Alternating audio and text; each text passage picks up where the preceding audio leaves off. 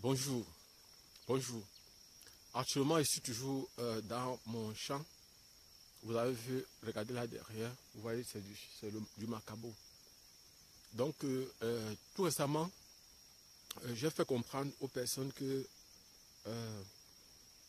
il y avait suffisamment de macabo ici et que le macabo était suffisamment moins cher dans cette région où je suis. Je suis actuellement dans la région de l'Est, plus particulièrement dans le département de la KDI et dans le département de la KDI, dans l'arrondissement de Batouri. Donc aujourd'hui, nous allons partager encore quelques idées plus concrètes de l'entrepreneuriat chez nous en Afrique. Beaucoup de gens se lancent dans l'entrepreneuriat tout en ayant sur eux, en portant une très grande charge. Cette charge, ce sont des croyances. Depuis un certain temps, vous avez constaté que je fais beaucoup de vidéos sur les croyances limitantes. Franchement, c'est quelque chose qui est vraiment important et tellement indispensable. Parce qu'il est difficile pour un entrepreneur de réussir aujourd'hui si elle ne tient pas compte de ses croyances, c'est-à-dire de sa psychologie, de sa foi, de sa spiritualité. Toutes ces choses sont importantes. Il y a la tradition, on dira par exemple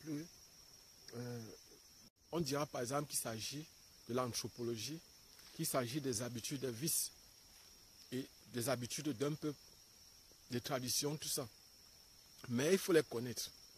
Et il faut savoir que vous êtes au-dessus de tout ça.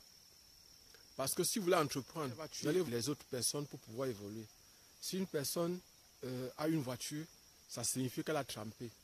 Ou encore, elle a été conditionnée. Si par exemple, une personne construit une maison, alors cette personne est compliquée. Et vous voyez par exemple comment quelqu'un peut réussir à construire un immeuble. C'est impossible ça, il trouve l'argent où. Or, en étant organisé, en ayant une bonne stratégie et des habitudes bien précises et étant bien organisé, vous pouvez réussir à avoir tout ce que vous voulez. Le monde dans lequel nous sommes, si les autres réussissent à avoir quelque chose, pourquoi est-ce que ce n'est pas vous? Pourquoi est-ce que vous aussi, vous ne pourrez pas avoir les mêmes choses? Il y a des gens qui disent, ce sont les ressortissants qui sont souvent comme ça, qui ont telle chose. Non, tout le monde peut avoir.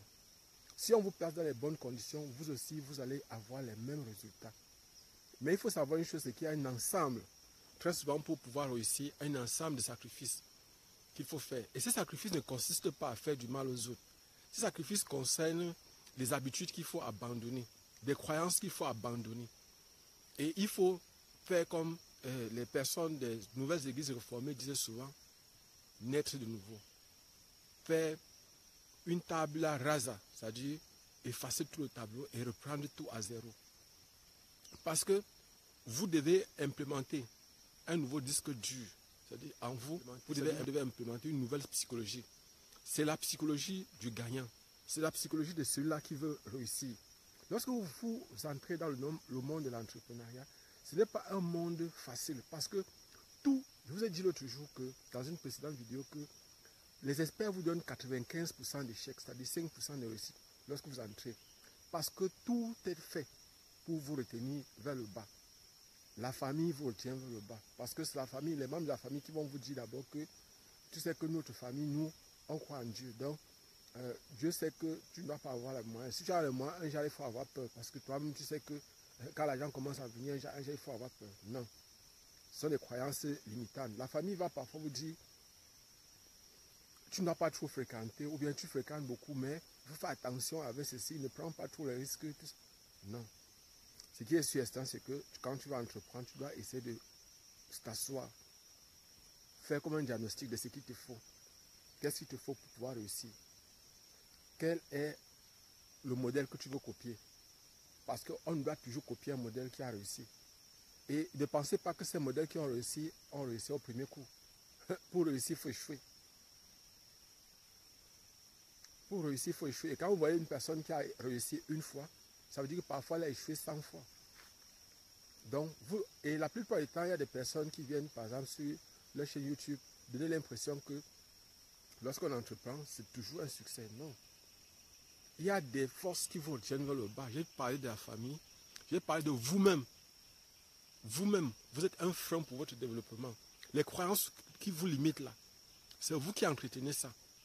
Parce que je vous ai dit, vous pouvez faire une tabula rasa. Vous pouvez commencer à zéro, à partir de zéro. Dire, à partir d'aujourd'hui, je vais changer ma façon de penser. À partir d'aujourd'hui, je vais redevenir une nouvelle personne. À partir d'aujourd'hui, je vais commencer à penser comme les riches, penser comme les gens qui vont réussir. À partir d'aujourd'hui, je vais faire un projet. Penser grand, mais commencer petit. Et pour cela, vous devez savoir que vous serez seul. Vous serez seul à croire en votre projet. Parfois, il y a même des moments où vous serez vous-même contre vous. C'est-à-dire, à un moment donné, vous serez découragé, démoralisé. Mais vous ne devez pas oublier votre but et votre objectif. C'est pour ça que je vous ai dit dans une précédente vidéo qu'il faut 3 connaissances. Psychologiques, intellectuelles et spirituelles. Les 3 connaissances sont indispensables et indissociables. Vous ne pouvez pas les séparer. Donc, dans cette vidéo aujourd'hui, je vais insister sur le fait que ces forces qui nous appesantissent, qui nous tiennent vers le bas, ces croyances qui nous limitent, vous devez chercher à vous débarrasser de ça. Vous devez chercher à voir comment les autres qui ont réussi, comment les autres qui se trouvent parfois dans votre pays font pour pouvoir réussir. Vous devez aller vers ceux-là qui essayent. Moi, je vais vous raconter une anecdote. Lorsque j'étais au lycée, quand je fréquentais, quand j'étais élève, j'avais un système, c'est-à-dire qu'une façon de faire. Quand je constatais que la paresse avait tendance à vouloir trop me prendre, je partais vers ceux qui étudient beaucoup. Parce que je savais que je ne pouvais pas, en ayant la paresse, rester au milieu de ceux qui étudient beaucoup sans étudier moi-même. Et ce sont ces genres d'habitudes qu'il faut parfois avoir. Se rapprocher de ceux qui travaillent beaucoup, se rapprocher de ceux qui sont organisés, se rapprocher de ceux qui réussissent, se rapprocher de ceux qui sont sur le terrain. Parce que nous, par exemple, me voici. Je suis, par exemple, là depuis, ça fait plus d'1 an que je vous parle de l'entrepreneuriat, que je vous montre mes champs. Quand je cherchais ce champ, je vous ai parlé de ça. J'ai fait des vidéos, c'est encore sur YouTube. Vous avez vu. Aujourd'hui, je suis à l'intérieur de mon champ. Je suis venu aujourd'hui sacler et je vais vous montrer, par exemple, il faut que je vous montre ça. Ici. Donc, je termine la vidéo en disant que franchement, vous devez faire les efforts pour essayer d'avoir des croyances nouvelles. Vous devez faire les efforts pour essayer de prendre des modèles qui peuvent vous aider à avancer. Vous aurez l'impression que tout le monde est contre vous et que tout est contre vous. La société est contre vous, votre famille est contre vous. Parfois, votre personne, vos amis sont contre vous. Et que même parfois, vous aurez l'impression que même l'État, le gouvernement est contre vous. Mais comment faire pour s'en sortir quand vous avez l'impression que tout est contre vous? C'est d'essayer de penser autrement. Et se dire, comment puis-je faire pour pouvoir m'en sortir dans ces conditions? Comment puis-je faire pour pouvoir être le meilleur? Comment puis-je faire? Comment les autres ont fait pour pouvoir s'en sortir? Parce que les autres ne nagent pas dans les eaux, tout le monde nage dans les eaux troubles. Mais comment se fait-il qu'il y a d'autres personnes qui s'en sortent? Je ne voudrais pas que vous copiez ceux qui entrent dans les choses. Je suis d'accord avec vous qu'il y a des personnes qui entrent dans les choses compliquées. On demande souvent qui est derrière toi. Vous comprenez ce que je veux dire? Pas pour dire que qui te protège ou c'est que qui te casse derrière. Comme parfois pour dire que qui est ton mentor, qui est celui-là qui te finance, bref, en fait tout ça. Mais vous devez savoir une chose, c'est que vous ne devez pas copier le mauvais exemple. Vous devez copier le bon exemple, c'est-à-dire ceux qui réussissent. Et vous ne devez pas laisser la facilité vous dominer. Aujourd'hui, on parle de Sunrun. Vous allez m'excuser si je fais allusion à cette anecdote-là. Il y a quelqu'un qui est venu me voir ici, dans la région de l'Est, pour me proposer ce business-là.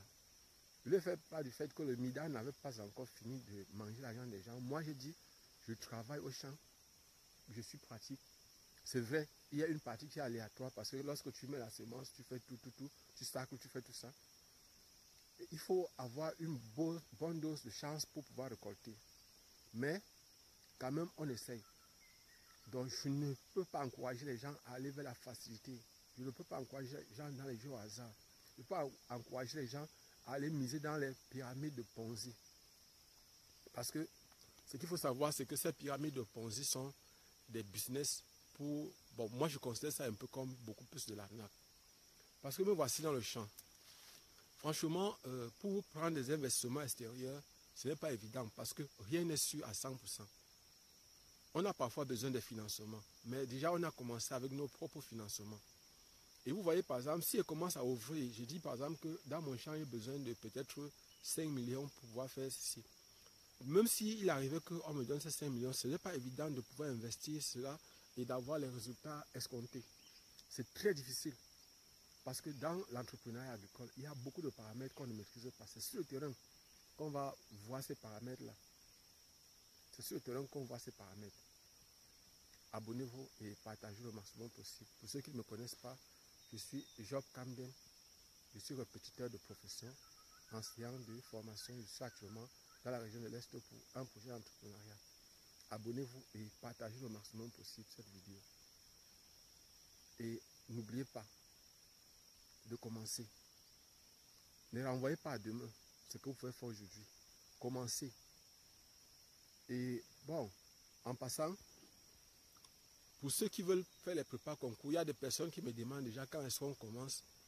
Nous allons faire on va travailler spécialement pour cette année 2025 qui arrive. On va commencer les prépas en janvier, au mois de janvier 2025, Inch'Allah.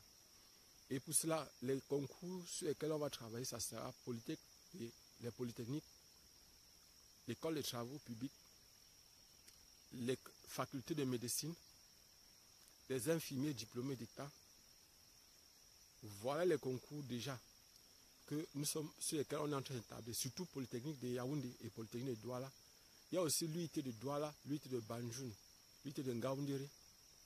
Bon, pour ceux qui voudraient aussi faire les États, c'est-à-dire les concours qui dépendent du ministère de l'Agriculture. Pardon, faites-nous aussi. Je crois que je vais faire prochainement beaucoup de vidéos sur les différents concours qui existent au niveau du Cameroun et sur les formations, les différentes possibilités d'emploi. Et actuellement, je suis en train de créer une nouvelle chaîne YouTube. Je vais vous informer là-dessus. Donc, on se voit prochainement. Inch'Allah.